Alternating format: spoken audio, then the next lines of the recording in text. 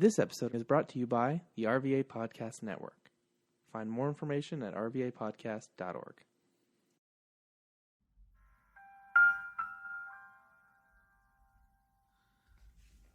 We do not own the rights to anything or any music that's heard during the duration of this podcast.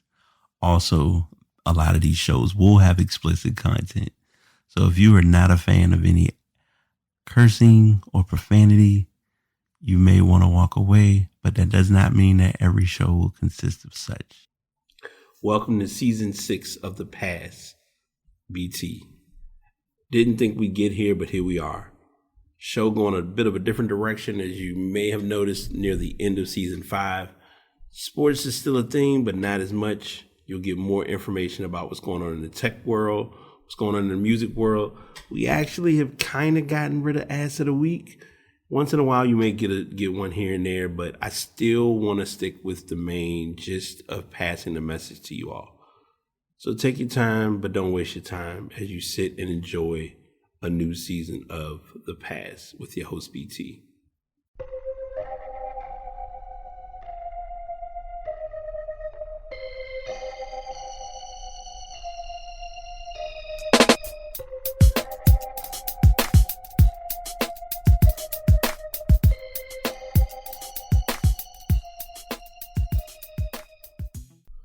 What's going on, y'all? How's everyone doing? Episode 356 of The Pass is here. I'm your host, BT. Quick episode, quick thoughts, as you can see by the title. I'm not going to really give a lot of a fluff and bluff, like I say, and we're going to just kind of rock with it and see how it goes. So number one, I want to talk about this because I've shared this with multiple people. So now I think it's time for me to make it my conversation piece that no one's really thinking about, but we need to think about more frequently. And like I said, I probably talked about it on a previous episode. If I have, my bad, because shows just start to jumble and bumble together. But monotasking will help you a lot more than multitasking. I've done a newsletter related to this. I've given different thoughts on this. I've kind of done like different groups of posts that explains. And it's not even like doing research or it's a proven fact that none of that means anything to people. People want to know if I do this, will it work? And let me speak from experience. It has worked in ways that I never would have expected. And what I mean by that is I've found myself, when realigning or reconfiguring how I work on things, it makes a big difference. And Before I even go into that, because I had a nostalgic moment, because a lot of y'all listen to the show. A lot of you may know the backstory of a lot of what I've done and where I've done and what's gotten me to where I'm at now. But one of my apps that I was so accustomed to using, I realized this morning, I was like, I don't even have this app on my laptop anymore, which is called Workflowy. And a lot of you are like, what the heck is Workflowy? I've heard of it, or I've seen you've mentioned it, but what is it? Like, what does it do? And Workflowy basically is I call it an outline application that gives you the option to pretty much write an outline breaking down everything that you're doing or expecting to do. It's almost like another form of a to-do list, but it's not a to-do list in a sense. If you work on stuff on it, you have to kind of almost do the whole mark as completed. Or what I usually do, how I've used it for my podcast, is when I'm editing or preparing notes going into a show, I have everything listed down. So that way, once I'm looking at that, I kind of have like a guide of like, okay, I'm going to talk about this. I'm going to talk about this. We'll get into this, and kind of just run off the list and go from there. But yeah, I looked at it and I realized, I was like, I haven't opened this app or used this application for my podcast in almost 10 episodes, but that's the way the ball bounces sometimes. But yeah, back to monotasking. Monotasking is a very resourceful tool that I have found to work for how I think or how I work. Now, let me make sure I'm clear with what I'm about to say.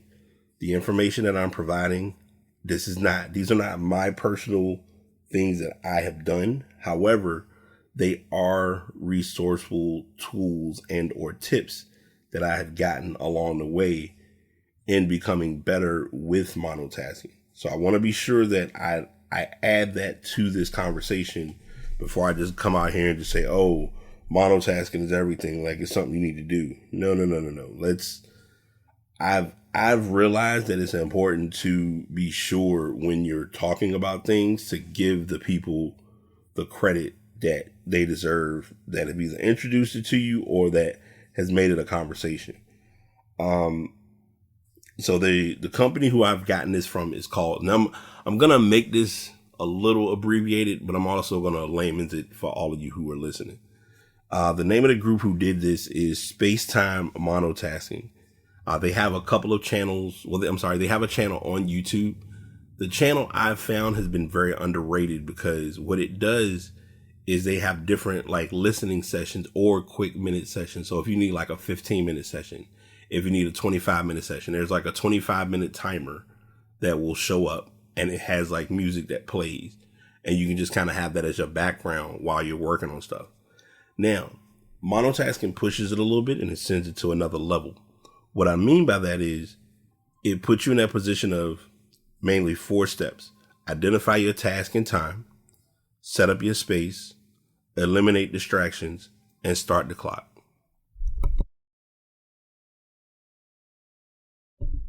All right, my bad. I was double checking because I'm like, anyway. But yeah, these 4 steps are your main basis on getting the ball rolling for monotasking. Whatever your task is, what do you need to work on? How much time you need to get it done? Plain and simple. Set up your space. Your space should be, and people, we hear this term, but we really don't realize the importance of it. Your space should be a vibe. Your space should be comfortable. Your space should be sane. And how they describe it, which I think is great and valid. Earbuds or noise canceling headphones. Y'all know I live with both. I keep my AirPods Pro charged up.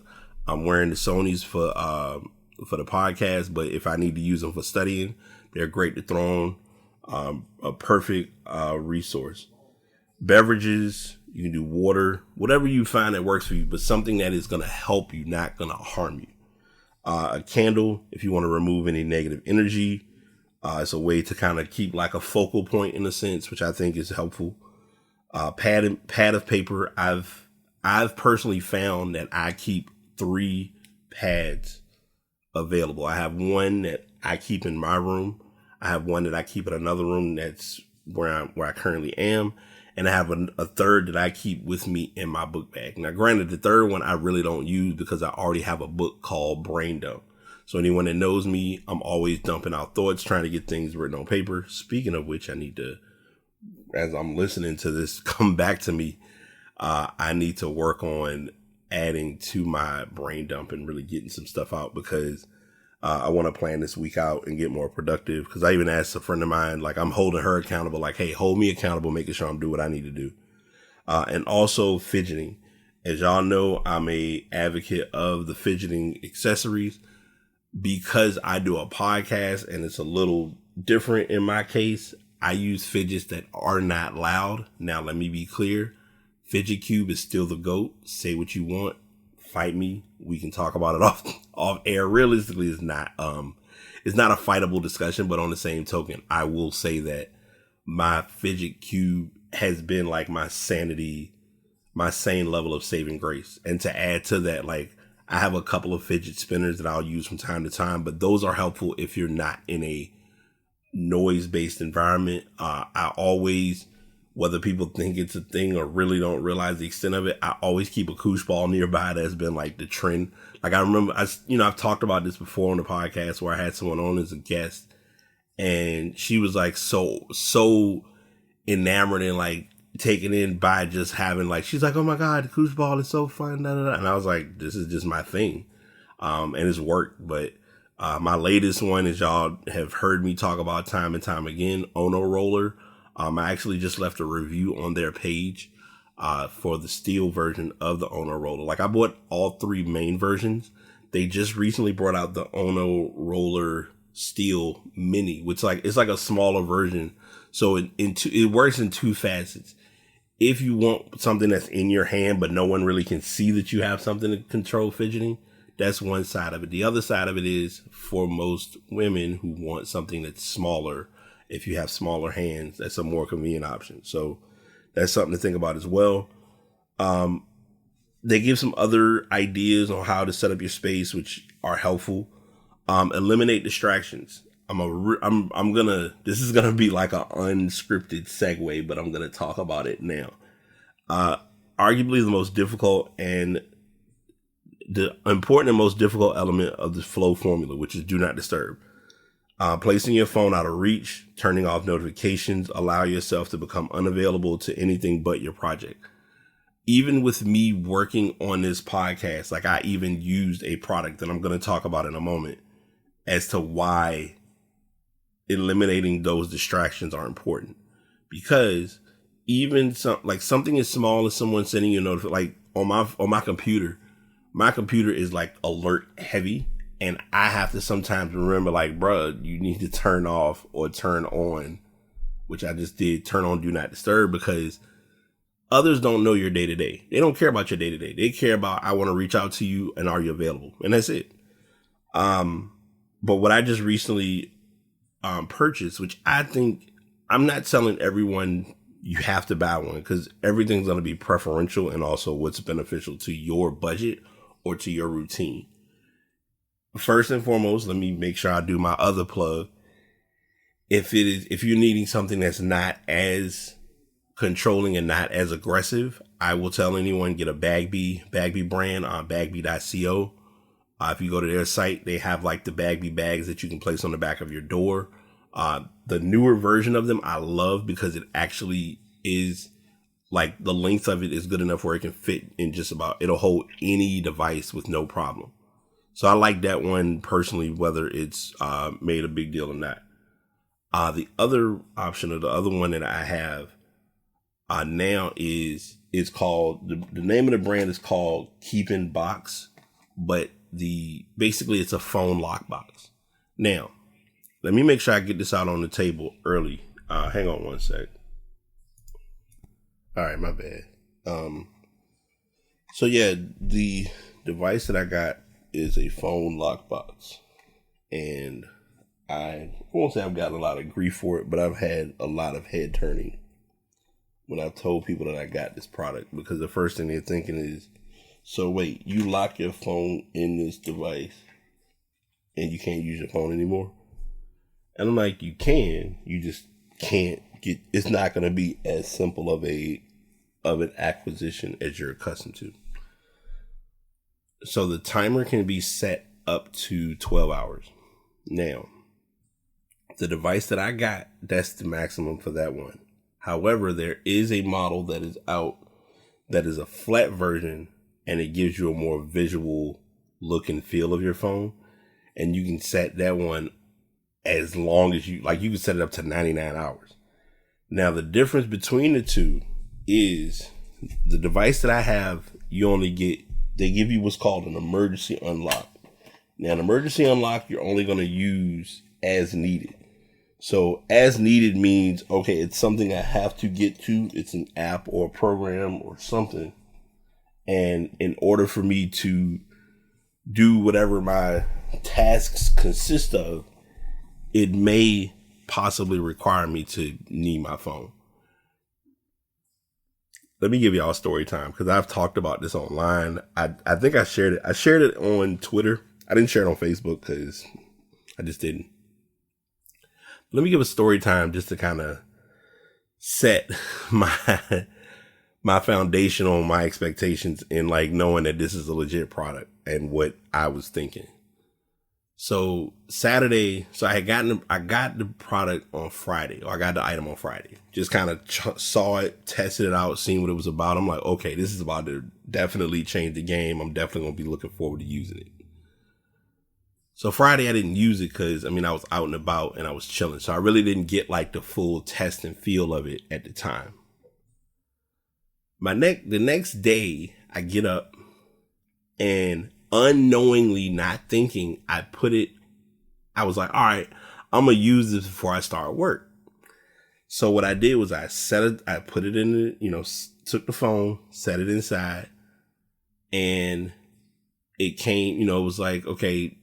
And let me give a little bit of context. When you put your phone inside the container, if you press the button once, it increases the minutes by 5 minutes. If you press the button twice, it increases the hour by an hour. So you can set it for 45 minutes. Like if you wanted to be long-winded and distant, you could press the single button 12 times and you'll get an hour. Or if you double press the button, it will extend it an hour before it starts. So you see the time on there, and then you hold the button for a couple seconds and it's going to show a 5-second timer. When that 5-second timer finishes, you have basically said, I am locking my phone and I am going to focus on whatever it is that I'm doing. Now, like I said, a lot of my friends are like, I can't do it. I don't see how it's not a thing that would work for me because I'm on social media and this, that, and the third. And I'm like, are you on social media? Like, and when I say, are you on social media, I'm not throwing jabs. I'm saying it as, are you looking up things to benefit you from social media? Are you if you're posting content, that's different. That's a whole different ballgame. But if you're using I'm checking something on my phone, it can wait. Like that couple minutes that you set, just give it a break. But what I decided to do was right before my shift started, I set the timer, and I forgot before I did it that I needed to use my phone to basically verify logging into my system for work. So I'm going through the whole process, and when it came up and it said, oh, you need to put in your code, and I'm like, oh shoot, I did not get, because we use a token, I didn't put a token. When I tell you, I was like, I haven't even had this thing for 24 hours and I've already used one of the emergency locks. So I have one emergency unlock left. And the rate that I'm going, because I'm setting very small increments, the chances of me using it are going to be slim to none. Because in the morning, what I've been doing, which I found has worked, I turn it, because I made a decision since using this, I don't use my phone alarm anymore. I still have the bed feature set up for the routine, but I don't have an alarm going for that, which I think works just fine. And also because of the fact that for that time period, like, it ain't even like I'm manipulating the system, because if the phone goes in there, I'm 9 times for the night, I'm going to sleep. So I set it for like a increment of hours, and then just making sure I'm aware of what time it is and what time I need to reopen in case I need to do anything, like setting up, confirming an appointment or being available for an appointment, stuff like that. But yeah, so far I've been setting like 30-minute increments, 45-minute increments. Like I think for this show, I set a 35-minute increment, and it's getting at, well, because of different pauses and stops. I set it for a 30-minute increment. So I have it now where it's going to open in a couple seconds, but because I'm doing the show, I'm good. Like I'm not really thinking about it anyway, because even if I don't set the timer, and this is something else why I like it, even if you sit it in the container but don't set a timer, it's still good to have it in a container and be like, okay, you're then understanding and you're being made aware, like, if I pick up this device, I'm going to use it, but I need to be using it for something that's going to be productive. If those options are not available, put it down, take a break. And trust me, it's not as easy and as simple as I'm making it sound. It's just something that I'm working harder on, the true definition of digital well-being. Anyone that's been friends with me has heard me talk about this. I've had conversations about this. I've made this a staple of my routine for the last almost over 3 years, honestly, because my digital well-being journey started in 2019. And I think it became more public and more exposed from people who I was around who literally had FOMO. And I've talked about this numerous times about fear of missing out. I need to know everything. I got to be in the loop. And on the other hand, for me, it's like, I really don't need to know it. If it's not of impact to my day-to-day life, I could care less. So like when I'm out with friends or if I'm hanging out, I'm on my phone way less, especially if it's people who I really talk to or really need to get some thoughts out about or thoughts out with, because I may not, you might talk to them now and the next conversation might not happen for a while. So things like that, I'm always considerate of, and things like that and stuff like that. So I just wanted to kind of bring that to the forefront. I know I went way off from monotasking, but I wanted to talk about my latest and greatest gadget. I also have another gadget I'll get into, but let me finish the monotasking, give some other points, and we'll wrap up and kind of roll from there. And then after you've placed all distractions out of the way, mainly your phone. Now, as you all know, yes, my phone locks and lives in its world, but I use my iPad as I'm obviously using for this recording. I use my laptop, but it's about placing those things on applications to, hey, if you don't need this to run or use, don't use it. And like even in their post, they share this. It's like, our lives largely tend to occur through the 16:9 screen, and setting it to the side can feel like your hand just got chopped off. However, it can be a much needed break for your brain and boundary for your creativity. And yeah, like I said, then start the clock. Now that you're clear on your task, your time, you set up your space, eliminate the distractions, start the clock, and find your flow state. Now, this is where it gets fun because you have different avenues and different options. I've become a fan because I've told others that it works for me personally. I use physical timers. The term that most people go with is they always talk about the Pomodoro method. The different timers that are out there, like you can go to Office Depot, Staples, Walmart, Target, I think has them, but you can get like a simple timer. And they have them in digital format. Most of them are going to be, I've rarely seen an analog timer, but you have those options. If you're on a computer working on stuff, you can set a timer on. They have different websites that will give you timer countdowns for whatever time you have. There are apps, of course. You can use the traditional sand timers. I think those are very underrated as well. If you can find one that has the proper length of time. Now that's something to remember too. Find one that's going to work to your advantage. Last year, and I like thinking back on it now, I technically was doing monotasking before I learned about this term. I'm being 100% honest, because what I would do is when I was in my knee deep, heavy, intense point of my coding classes, I would literally place my phone off to the side. I had a timer that actually is a timer. I gave that to my friend Letitia, who, shout out to Pastor T. She's an amazing person. I said, man, I got a second one. Like if anybody need like a timer, hey, I don't even think I offered it inadvertently. I just was like, well, I got a spare one. Like if you need it and it's something that can help you, by all means, go for it. Because the one that I have now it's the same magnet style, but you can lift it. I like that one just a little bit more. And also the feature of the battery saver is probably my underrated factor. But the first one, the one that I gave her, that was the one I started with. So I had that timer. I would sit it on my board. And when I set it on the board, I would, rotate the timer, set it to 45 minutes, start the timer. Or, well, I think at that time I was doing the traditional Pomodoro, which is 25s and 5s. So I would do 25 and rock the timer. Then once the timer went off, I would, put a 5-minute break. And that 5-minute break was me getting up. I would actually get up from my desk and go do something. Because what happens is if you're consumed in the thing that you're working on, you're ignoring the other things and really trying. I want you to say what I was saying, to enjoy your routine or enjoy life.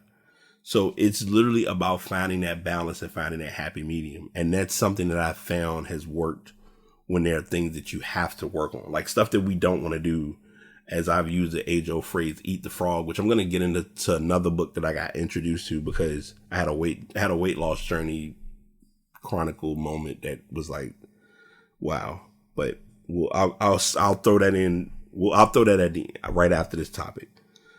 But yeah, like just managing your time, managing your routine, and finding. And like I said, I say this every time: monotasking might not be your thing. You might be just a natural born task switcher, and that's cool. But do not task switch so much that you're doing too many tasks. So I always, and I use the pizza reference unintentionally, but this one is gonna really make sense. It's literally like you bought a pizza that had 8 slices. And instead of you eating each slice individually, you eat a bite off of one slice, put it down. Eat a bite off another slice, put it down. And you're going like that through each of the slices of pizza to the point where it's like, are you actually going to finish all 8 slices, or are you finishing like some of them selectively and accordingly, things of that sort?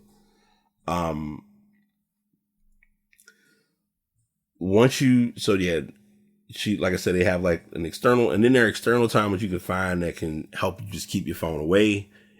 And I think those are helpful too. We don't think about that enough, but I think that's a resourceful tip. The part of this that I'm wanting to work on more, and I think this is what helps people, is doing 1 or 2 hour sprints.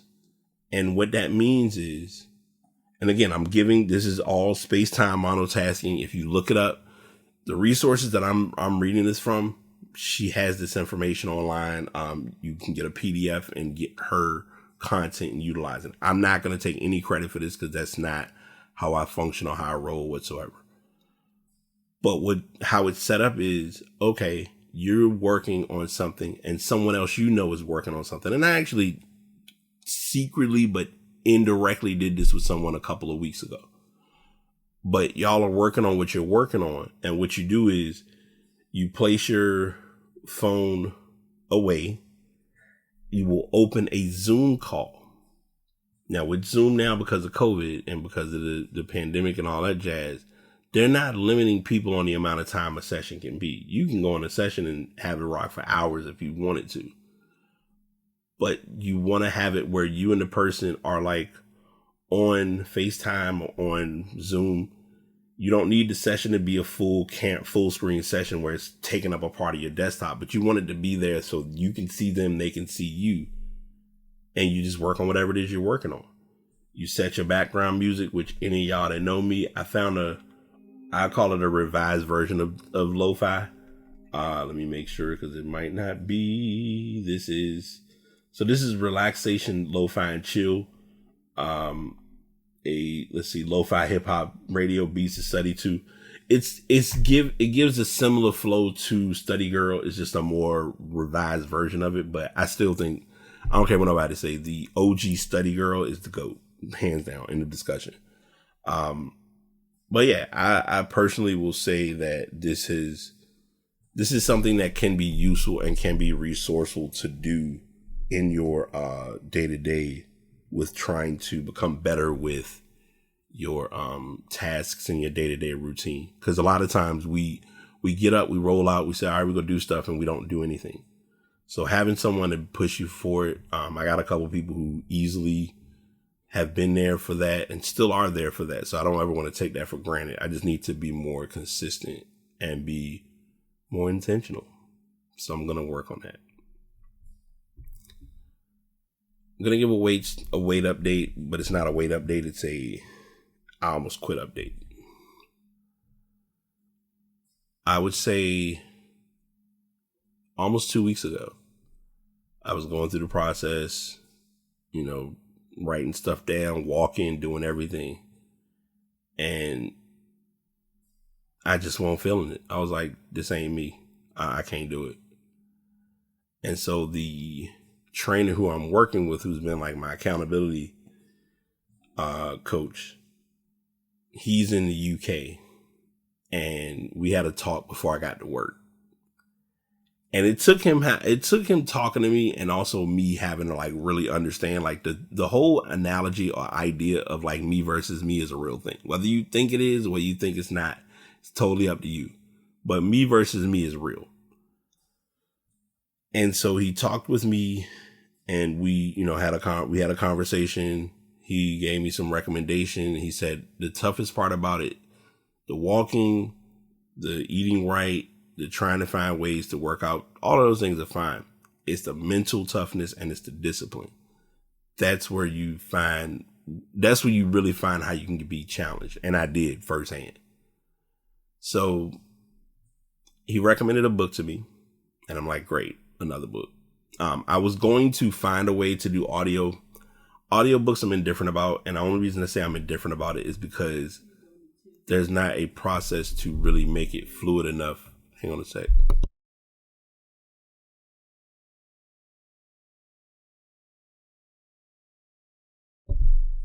A process to make it simple enough. Like trying to find a way to read a book. It's like I'm the digital book reader, of course, but then I'm also I need a physical book, flip page, turning pages or whatever. So he told me to read the book Taming Your Gremlin. I'm early into the book, but so far it's been a very helpful book, very, very resourceful book. So I'm reading that along with Level Up.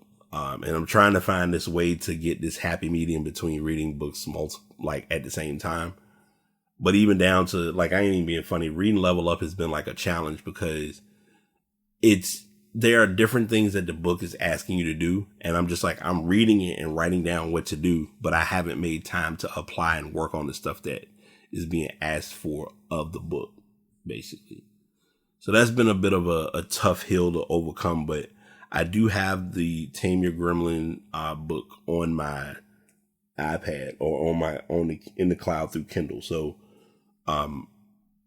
possibly it could be a book that I may start reading in now that I have because I have the Kindle app, and I don't think people use this enough, and this is just my personal take, that you have the Kindle app as a standalone app on desktops. You can pretty much read a book just about through the app in that regard. The dilemma becomes, which I'm still trying to learn how this works. If I bought said book from the Kindle app, right? How do you, and anyone who has Kindle or uses the Kindle platform, how can you use the app itself? I think I just got. Hold on. Oh, great. I think the Kindle app is no more, at least on my computer. I could be wrong. It must have known I was going to do that. And it's oh, okay. All right. No. So I guess it was the old version. Got it. That threw me off for a second. I was this is not going to be good. But yeah, so I'm going to check something real quick while I'm sitting here talking to y'all, because I'm just wondering, if you have a book and you start to read it, do they give you the Audible feature built into the book, or do you have to outright have the Audible version of the book in order to read it? And looking at how they designed it on here, it's a little different because the pages are super wide, but I don't know, maybe I'm just thinking about it wrong. But yeah, so it's one of those things, just putting it out there. I'm getting closer to a clear understanding of what I need to do and how I need to do it, and that consists of me taming my gremlin. And they even have a master class for it, which I didn't even realize existed until I happened to look up some information about, as I was reading the book, they talked about that. So yeah, that's kind of where I'm at with that. Also, to add to that,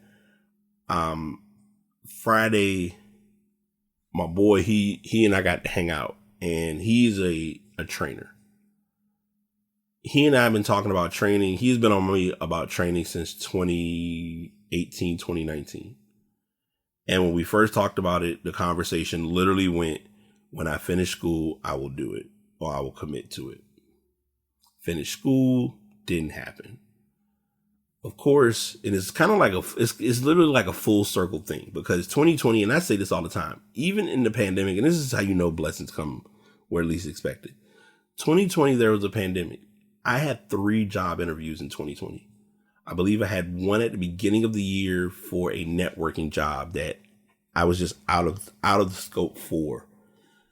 There was another one that was it was a tech related position that they felt another person was a better candidate, which it happens.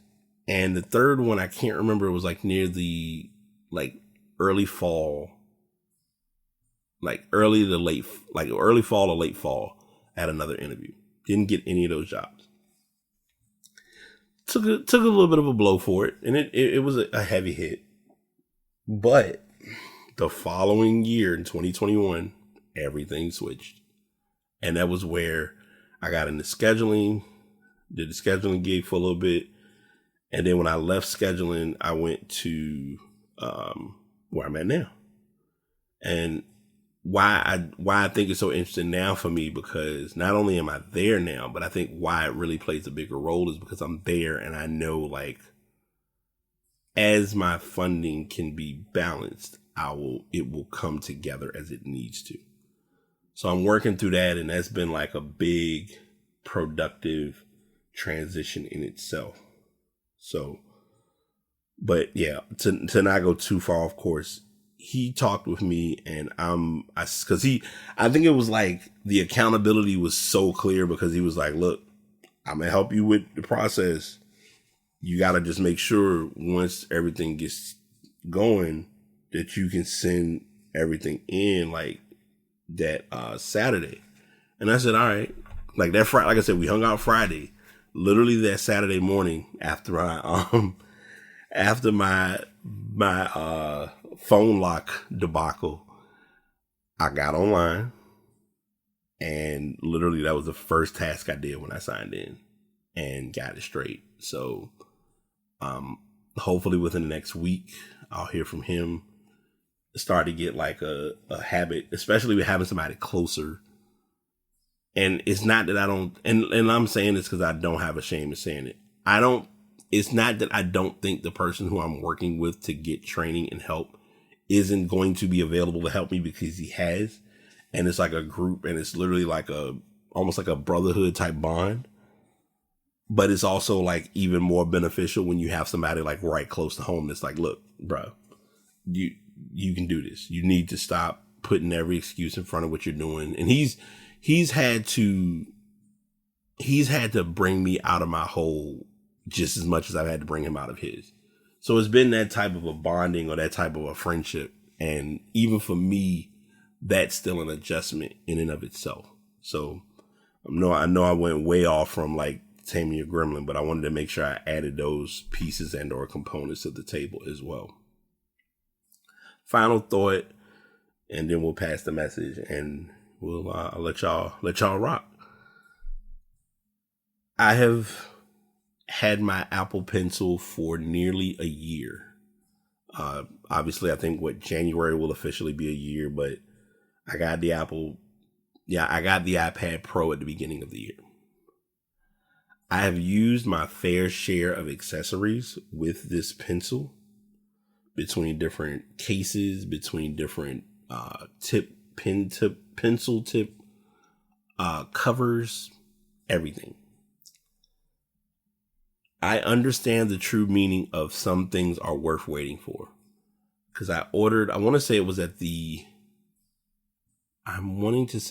the beginning of September.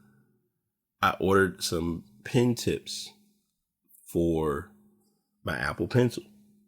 Now, I bought their initial set, which was it basically was a cover over the pencil, which I still like it. I still use those from time to time. But then they made pen tips 2. And when I tell you, they literally gained a customer as soon as they came in the mail. Looking at the packaging was one thing, but then looking actually using the product, I used it for just something as simple as just journaling, freehand journaling. And I was like, this is going to be a problem, because what it's really intended for are the users who are doing Procreate, who are doing like the high level designing, things of that sort. But just writing on, especially, and for me, because I have like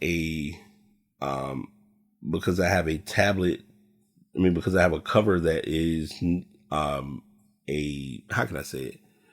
It's matte. It's not the glass type. Like, I didn't do a tempered glass, on my screen protector anymore. I took that off because I didn't see the need of having both at the time when I did. So I went to the more paper. It's called Paper-like screen protector, but I didn't get the actual Paper-like brand because I thought, in my opinion, it was too pricey. But that's neither here nor there. Of course, and it's wild because you'll say something is too pricey, but you'll spend a lot on the actual product. So I digress. But the protector that I have on my iPad, I've had it since the day I got it, and then of course I keep it in a Logitech case. And it's been nothing but good to me from day one. But yeah, I've used the Pen Tips, the original model. And now that I have the Pen Tips 2, is literally like you take off the actual Apple Pencil tip and put this tip on and just using it. And we're going to get all pauses are covered for the rest of this segment. So don't even try it. But in using it, you're able to literally, it's very smooth, very free flowing writing across the tablet. And I've personally gravitated to using it a lot more. And the crazy part is, what I'm needing to really use it for, I haven't even used it for yet because I haven't even popped open Procreate to start messing with it. Because I know from an artist standpoint, it's probably insane. So I wanted to share that while I had it fresh on my mind. And then I've been like all over the place with trying to find like good cases or good sleeves for my Apple Pencil, because there are two things that I have to factor in. I want something that's going to actually protect the pencil to not get any scratches or scuffs. I've had this pencil, like I said, since the beginning of the year. And so far, nothing, if y'all heard that, my bad. Nothing has, like, there are no scuffs, there are no marks. You can't, like, if I showed it to anybody, they'd be like, that is a new, you must have just bought that recently. And I'm like, no, I've had it for a while, for a couple months. Like the same, and I'm the same with my phone as well. If you look at my phone, it literally looks like I got it like a couple days ago. But that's just how I take care of stuff. But I always think about like something that's going to protect the actual device. And I want to say I have like 3 other Apple Pencil sleeves that I've used. But then the other factor is because of the type of case that I have for my Apple Pencil, for my iPad, I want to make sure that when I snap the pencil to the side, that it actually charges the Apple Pencil, which the case that I have now, it does that with no problem.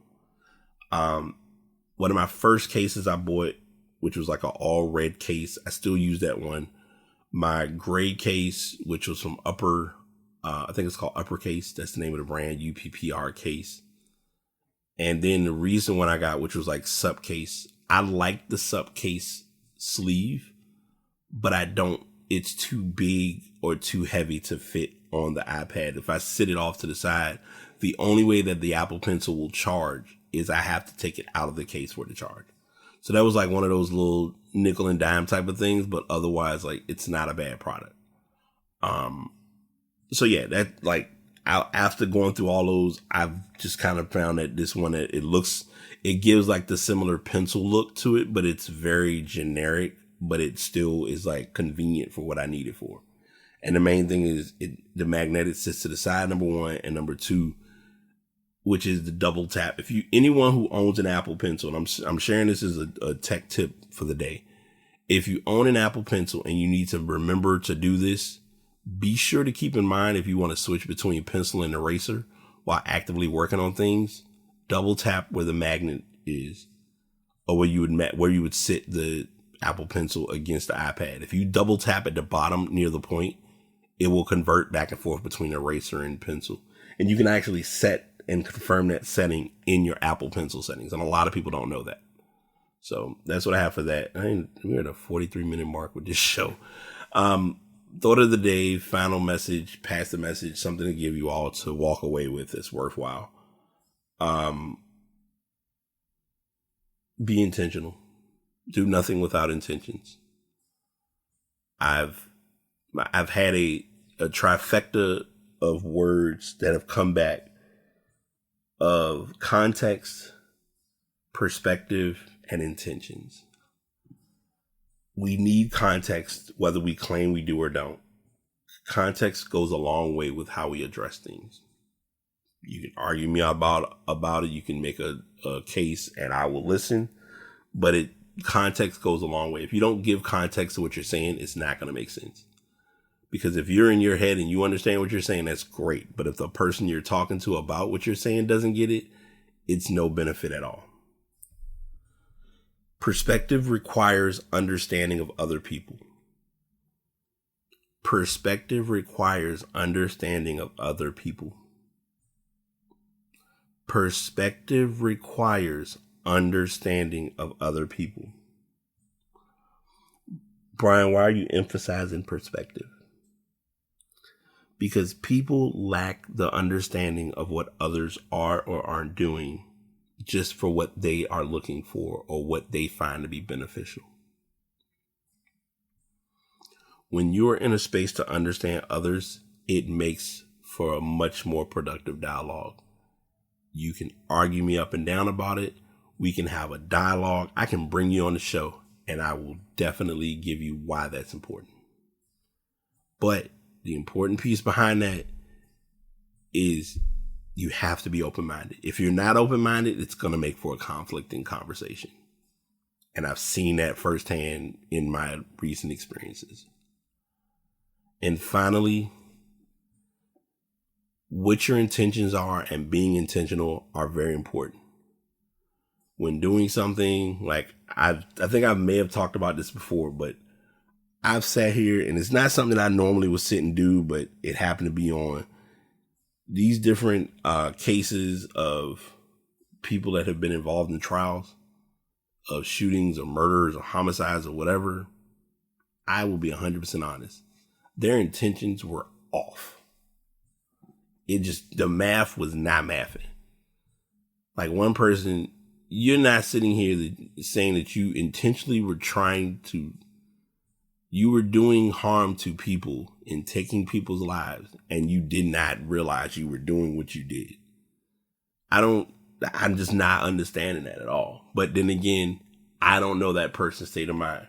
So circling back to the initial part, lack of perspective. But your intentions go a long way.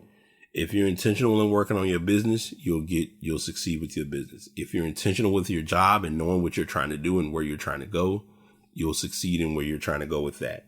If you're intentional with your friends,